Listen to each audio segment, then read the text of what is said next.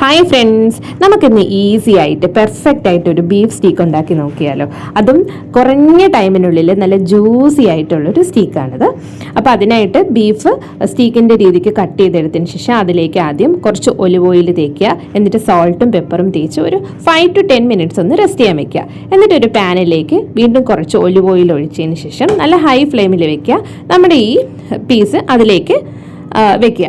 എന്നതിന് ശേഷം നമുക്ക് എൻ്റെ ആ വെയിറ്റ് വെക്കുന്ന ആ ഒരു ഇതില്ലായിരുന്നു, അതുകൊണ്ട് ഞാനൊരു നമ്മുടെ ഇടികല്ലിൻ്റെ ഒരു ഇതെടുത്ത് വെക്കുക ചെയ്തേ. ഒരു വെയിറ്റ് വെക്കുന്ന എന്തെന്ന് വെച്ചാൽ അതിൻ്റെ ആ ഒരു ജ്യൂസ് ഉണ്ടല്ലോ, ഇത് കിടക്കുന്ന സമയത്തുള്ളൊരു ജ്യൂസ് ഇറങ്ങി വരുന്നതിനായിട്ടാണ്.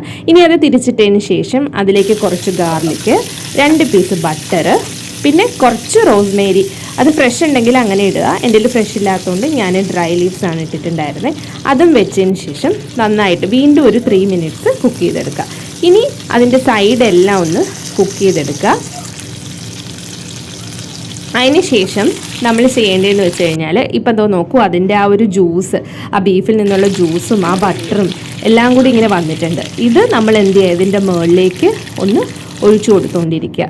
ഇങ്ങനെ ഒഴിച്ചു കൊടുത്തതിന് ശേഷം ഇതൊരു പ്ലേറ്റിലാക്കിയതിന് ശേഷം ഒരു ഫോയിൽ പേപ്പർ കൊണ്ട് ഒരു 5 മിനിറ്റ്സ് ഒന്ന് കവർ ചെയ്ത് വെക്കുക. ഈ ഒരു ടൈമാണ് നമ്മുടെ ഇതിൻ്റെ ആ ഒരു ജ്യൂസും അതുപോലെ ഇതിൻ്റെ എല്ലാം ഒന്ന് പിടിച്ച് നല്ല പെർഫെക്റ്റായി വരുന്ന ഒരു ടൈം എന്ന് പറയുന്നത് ഈ നമ്മളിതിന് ശേഷം വെക്കുന്ന ഒരു 5 to 10 മിനിറ്റ്സോളം നമുക്കിത് വെക്കാം.